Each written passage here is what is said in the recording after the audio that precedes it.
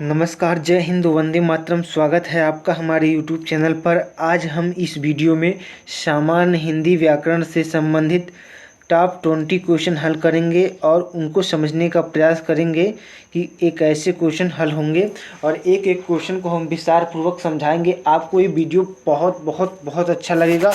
आप प्लीज़ इस वीडियो को पूरा देखिएगा और आप फिर सोचेंगे कि इस 20 मिनट के वीडियो में हमने आज कुछ सीख लिया है।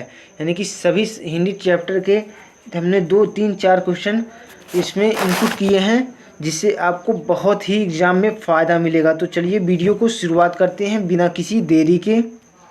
वीडियो को रद्द कर नहीं, समझकर हम चालू करेंगे। देखिए पहला क्वेश्चन है। पहला क्वेश्चन क्या कहा है, ध्यान से देखिएगा। पहले हम क्वेश्चन पढ़ेंगे, फिर उसके बाद उसका निहितार्थ निकाल कर आंसर निकालेंगे। जैसे देखिए, कहा है कि दो या दो से अधिक शब्दों से मिलकर बने हुए नए सार्थक शब्द को क्या कहते हैं। कह रहा है कि दो या दो से अधिक मिलकर बने हुए सार्थक शब्द को क्या कहते हैं। सार्थक शब्द को क्या कहते हैं, तो अगर दो या दो से अधिक शब्दों को मिलाकर सार्थक शब्द का निर्माण होता है तो उसे समास कहा जाता है। समास कहा जाता है। और जब दो या दो से शब्दों के मेल होता है तो उसे संधि कहा जाता है। यही संधि और समास में फर्क होता है। नेक्स्ट क्वेश्चन है, समास का शाब्दिक अर्थ होता है। तो समास का शाब्दिक अर्थ क्या होता है। समास का क्या शाब्दिक अर्थ संक्षेप होगा, क्या विस्तार होगा समास का शाब्दिक अर्थ, या विग्रह होगा या विच्छेद होगा। तो समास का शाब्दिक अर्थ क्या होगा, आप अपने दिमाग में बैठा लीजिए। समास का शाब्दिक अर्थ क्या होता है, तो हम बताएंगे समास का शाब्दिक अर्थ क्या होता है। तो समास का जो शाब्दिक अर्थ होता है वो होता है संक्षेप। समास का शाब्दिक अर्थ क्या होता है, संक्षेप। संक्षेप में प्रस्तुत करने को ही समास कहा जाता है। नेक्स्ट क्वेश्चन है, निम्न में से कौन सा पद अव्ययी भाव है। गृहगत अव्ययी भाव है, या आचार कुशल अव्ययी भाव है, या प्रतिदिन अव्ययी भाव है, या कुमारी अव्ययी भाव है। तो इनमें कौन सा शब्द अव्ययी भाव है। तो हम जानते हैं अव्ययी भाव की परिभाषा क्या होती है। अव्ययी भाव की परिभाषा वह होती है जिनमें पहला शब्द अव्यय होता है, वह अव्ययी भाव समास के अंतर्गत आते हैं। जैसे पहले शब्द में कौन कौन आएगा, पहले शब्द में आएंगे आपके प्रति आएंगे, आजन्म यानी कि आ आएगा। जैसे प्रतिदिन होगा तो प्रतिदिन में प्रति आएगा, आजन्म जैसे उसमें आ शब्द आएगा। तो ऐसे शब्द जिसमें आएंगे वो हमारा अव्ययी भाव समास होगा। तो इसमें अव्ययी भाव समास कौन है देख लेते हैं। अव्ययी भाव समास है इसमें प्रतिदिन हमारा अव्ययी भाव समास के अंतर्गत आ जाएगा। तो प्रतिदिन हमारा राइट आंसर हो जाएगा। नेक्स्ट क्वेश्चन देख लेते हैं।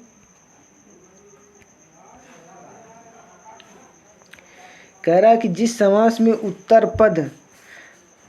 पद है प्रधान होता है, प्रधान होने के साथ ही पूर्व तथा उत्तर पद में विशेषण और विशेष का संबंध होता है। विशेषण और विशेष का संबंध किस समास में होता है। विशेषण याद रखिएगा, विशेषण और विशेष का संबंध केवल कर्मधारय समास में होता है। तो हमारा यहाँ कर्मधारय समास राइट आंसर हो जाएगा। कर्मधारय समास में केवल व केवल विशेषण और विशेष का संबंध होता है, याद रखिएगा। और बहुब्रीहि समास में जो होता है, बहुब्रीहि समास में कोई भी पद प्रधान नहीं होता है, उसका तीसरा पद प्रधान होता है, ये बात याद रखिएगा। और द्वंद्व समास के दोनों पद प्रधान होते हैं, द्वंद्व समास के, याद रखिएगा। नेक्स्ट क्वेश्चन है, निम्न में से कर्मधारय समास है। तो कर्मधारय समास निम्न में से कौन सा है। तो कर्मधारय समास के लिए हमने क्या बताया था, हमने बताया था कर्मधारय समास वह होता है जिसमें विशेषण और विशेष का संबंध होता है। तो विशेषण और विशेष का संबंध किस विकल्प में है, विशेषण और विशेष का संबंध नीलोत्पल में है। नीलोत्पल में कैसे है, जैसे नीलधन उत्पल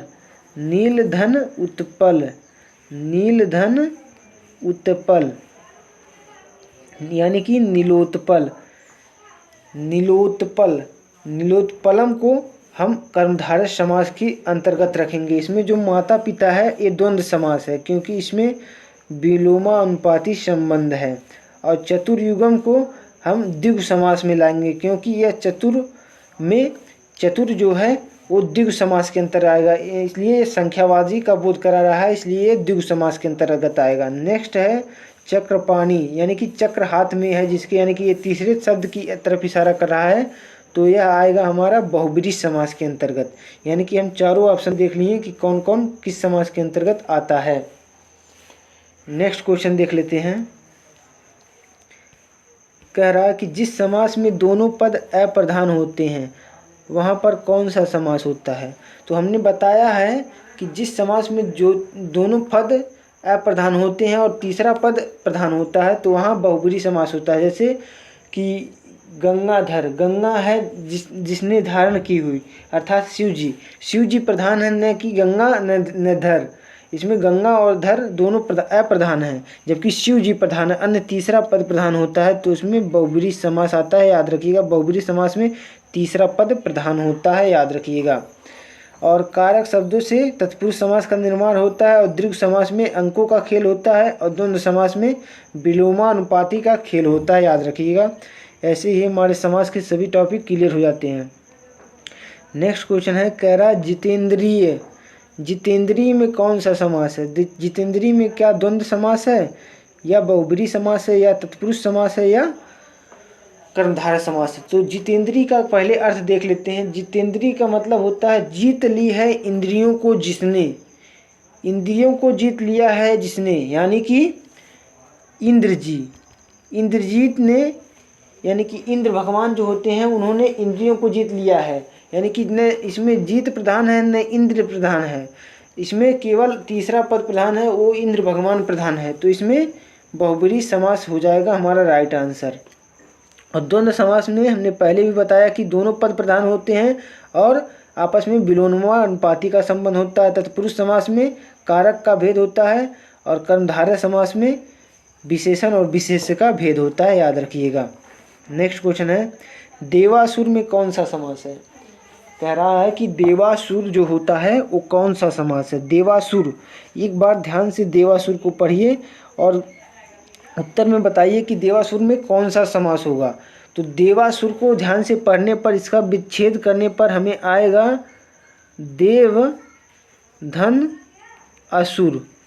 इसका संधि विच्छेद जब हम करेंगे तो आ जाएगा देव धन असुर। एक और देव है और एक और हमारा असुर है, यानी कि देव मतलब देवता और असुर मतलब राक्षस। ये आपस में विलोमानुपाती संबंध है कि नहीं है। ये आपस में विलोमानुपाती संबंध होने के कारण यहाँ पर हमारा द्वंद्व समास हो जाएगा। उम्मीद करते हैं आपको बहुत आसानी तरीके से समझ में आ गया होगा। और बहुब्रीहि समास में तीसरा पद प्रधान होता है, याद रखिएगा। कर्मधारय समास में विशेषण और विशेष्य का संबंध होता है, याद रखिएगा कर्मधारय समास में। और आगे है तत्पुरुष समास में जो होता है वो, तत्पुरुष समास में क्या होता है। तत्पुरुष समास में यह होता है कि इसमें जो कारक होता है उसका भेद होता है तत्पुरुष समास में, जैसे अपादान कारक, संप्रदान कारक, कर्म कारक, कर्ता कारक, यही सभी कारकों का भेद होता है तत्पुरुष समास में, याद रखिएगा। नेक्स्ट क्वेश्चन है, देशांतर में कौन सा समास है। तो देशांतर में हमारा कौन सा समास है। देशांतर का अगर हम संधि विच्छेद करेंगे तो क्या आएगा। देशांतर का अंतर का मतलब संधि विच्छेद जब हम करेंगे तो आएगा देश धन अंतर। देश धन अंतर, देश के लिए अंतर, देश में अंतर इसे कहेंगे। तो देश में अंतर के लिए कौन सा समास होगा। यहाँ पर विशेष और विशेषण का संबंध, इसमें कारक का संबंध होने के कारण यहाँ पर तत्पुरुष समास हमारा राइट आंसर हो जाएगा। तो तत्पुरुष समास हमारा राइट आंसर हो जाएगा। और आपको हमने बताया कि द्विगु समास संख्यावाची होता है, बहुब्रीहि समास में तीसरे पद की ओर इशारा किया जाता है, और कर्मधारय समास में विशेषण और विशेष्य का संबंध होता है। नेक्स्ट क्वेश्चन है, दीनानाथ में कौन सा समास है। दीनानाथ में कौन सा समास है देखते हैं। दीनानाथ में कर्मधारय समास है क्या, या बहुब्रीहि समास है, या द्विगु समास है, या द्वंद्व समास है। तो आप जानते हैं दीनानाथ में द्वंद्व समास तो हो नहीं सकता, क्योंकि इसमें विलोमानुपाती संबंध नहीं है। दीन है नाथ, इसमें कोई विलोमानुपाती संबंध नहीं है। द्विगु समास भी नहीं होगा क्योंकि ये संख्यावाची भी नहीं है। बहुब्रीहि समास भी हमारा नहीं होगा क्योंकि ये तीसरे तरफ पद की तरफ इशारा नहीं कर रहा है। यहाँ पर हमारा कर्मधारय केवल और केवल कर्मधारय समास होगा, इसलिए कर्मधारय समास होगा क्योंकि इसमें विशेषण और विशेष का संबंध दर्शा रहा है। दीन और नाथ का संबंध विशेषण और विशेष्ट का है, इसलिए इसमें कर्मधारय समास होगा। नेक्स्ट क्वेश्चन है, मुख दर्शन में कौन सा समास है? तो मुख दर्शन में कौन सा समास है कह रहा है। तो मुख दर्शन में क्या द्विगु समास होगा या तत्पुरुष समास होगा या द्वंद्व समास होगा या बहुब्रीहि समास होगा? तो हम जानते हैं बहुब्रीहि समास इसलिए मुख दर्शन में नहीं होगा क्योंकि ये तीसरे पद की तरफ इशारा नहीं कर रहा है। द्वंद्व समास इसलिए नहीं होगा क्योंकि इसमें विलोमानुपाती संबंध नहीं है। तत्पुरुष समास हमारा हो जाएगा मुख दर्शन में क्योंकि मुख रूपी दर्शन इसमें रूपी का बोध है, यानी कि हमारा कारक चिन्ह का बोध है, इसलिए हमारा तत्पुरुष समास हो जाएगा। द्विगु समास भी इसमें नहीं होगा क्योंकि ये संख्यावाची नहीं है। नेक्स्ट क्वेश्चन है, कौन सा शब्द बहुब्रीहि समास का सही उदाहरण है? कौन सा शब्द कह रहा है कि बहुब्रीहि समास का सही उदाहरण है?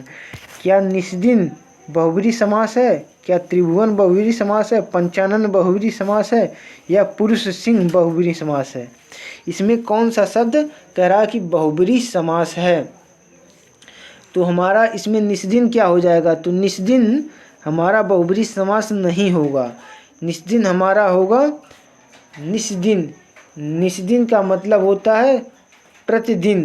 प्रतिदिन में अव्ययी भाव समास होगा, यह हमारा बहुब्रीहि समास नहीं होगा। नेक्स्ट है त्रिभुवन। त्रिभुवन मतलब तीन लोक, यानी कि तीन लोक में द्विगु समास होगा, यह भी हमारा बहुब्रीहि समास नहीं होगा। पंचानन, पाँच है आनंद जिसके, अर्थात पाँच है मुख जिसके, यानी कि कोई देवता का मुख होता है पाँच, तो पाँच है मुख जिसके अर्थात पंचानन, ये हमारा बहुब्रीहि समास हो जाएगा क्योंकि ये तीसरे पद की तरफ इशारा कर रहा है। पुरुष सिंह में कोई बहुब्रीहि समास नहीं होगा। नेक्स्ट क्वेश्चन है, निशाचर में कौन सा समास है? निशाचर में कह रहा है निशाधन अचर। निशाचर में कौन सा समास है? तो निशाचर में हमारा होगा बहुब्रीहि समास। बहुब्रीहि समास निशाचर में हो जाएगा क्योंकि ये तीसरे पद की तरफ इशारा कर रहा है। नेक्स्ट क्वेश्चन है, चौराहा में कौन सा समास है? चौराहा में कौन सा समास है? चौराहा में देखिए चौ लगा है, यानी कि चार राहों का समाहार या चार राहों का समूह को चौराहा कहा जाता है, तो हमारा यहाँ द्विगु समास हो जाएगा चौराहा। बहुब्रीहि समास में तीसरे पद की तरफ इशारा किया जाता है, इसमें दोनों पद अप्रधान होते हैं। तत्पुरुष समास में कारक चिन्ह का भेद होता है और अव्ययी भाव समास जो होता है उसमें प्रति, आ, अव यही सब लगे रहते हैं। अव्यय का बोध होता है प्रथम पद में, इसलिए अव्ययी भाव समास यहाँ नहीं होगा, यहाँ द्विगु समास होगा। नेक्स्ट क्वेश्चन है, दशमुख। दशमुख में कह रहा है कि कौन सा समास है? तो दशमुख में हमने कहा रहा है कि 10 है मुख जिसके, अर्थात रावण, या तीसरे पद की तरफ इशारा कर रहा है, तो दशमुख हमारा हो जाएगा बहुब्रीहि समास। नेक्स्ट क्वेश्चन है, कह रहा है सुपुरुष में कौन सा समास है? सुपुरुष जो है वो कौन सा समास है? तो सुपुरुष में देखिए सुंदर है जो पुरुष, सुंदर क्या है? सुंदर विशेष, सुंदर पुरुष, यानी कि सुंदर पुरुष विशेष की विशेषता बतला रहा है। यहाँ पर विशेषण और विशेष का भेद है, इसलिए यहाँ पर कर्मधारय समास हो जाएगा। कर्मधारय समास में विशेष और विशेषण का भेद होता है। नेक्स्ट क्वेश्चन है, विशेषण और विशेष के योग से कौन सा समास बनता है? तो विशेषण और विशेष के योग से हमारा कर्मधारय समास बनता है। याद रखिएगा, कर्मधारय समास विशेषण और विशेष के योग से बनता है, याद रखिएगा। नेक्स्ट क्वेश्चन है, निम्न में से एक शब्द में द्विगु समास का चयन कीजिए। तो किस शब्द में द्विगु समास है? और आपको बता दें कि द्विगु समास जो होता है वो संख्यावाची होता है। तो संख्यावाची कौन सा शब्द है? क्या आजीवन संख्यावाची है? नहीं, या तो हमारा अव्ययी भाव समास होगा। क्या भूदान संख्यावाची है? ये भी नहीं होगा, ये तो हमारा भूदान संख्यावाची नहीं है, इसलिए ये नहीं होगा। सप्ताह संख्यावाची है? हाँ, 7 दिनों का समूह को सप्ताह कहा जाता है, यानी कि साथ इसमें संख्यावाची है तो ये द्विगु समास हमारा हो जाएगा। पुरुष सिंह भी द्विगु समास नहीं होगा।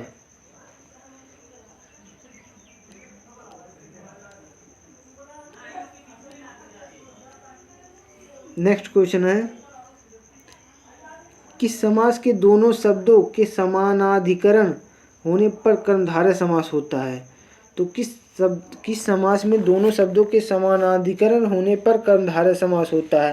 तो कर्मधारय समास दोनों के शब्दों के अगर समानाधिकरण हो जाए, तत्पुरुष समास के याद रखिएगा दोनों शब्दों का समानाधिकरण यानी कि समान अधिकरण हो जाए तो वह कर्मधारय समास में बदल जाता है, याद रखिएगा। नेक्स्ट क्वेश्चन है, किसमें सही सामासिक पद है? तो सामासिक पद सही सामासिक पद पहचानने के लिए कहा है। तो सही सामासिक पद किस शब्द में है? तो पुरुष धन्वी में सही सामासिक पद है, इसमें नहीं है, इसका सामासिक भेद नहीं होगा। क्या दिवारात्रि में है? हाँ, दिवा प्लस रात्रि ये तो है। त्रिलोकी में है, त्रिलोकी में सही सामासिक पद नहीं है। मंत्रिपरिषद में है, मंत्रिपरिषद में भी सही सामासिक पद नहीं है। दिवारात्रि में ही हमारा सही सामासिक पद है, इसलिए दिवारात्रि हमारा सही जवाब हो जाएगा। तो उम्मीद करते हैं हमारी वीडियो यहाँ तक बहुत इम्पोर्टेंट, बहुत अच्छी पसंद आई होगी। तो उम्मीद करते हैं आप लोगों को बहुत अच्छा लगा होगा। तो मिलते हैं नेक्स्ट वीडियो में, तब तक के लिए जय हिंद जय भारत।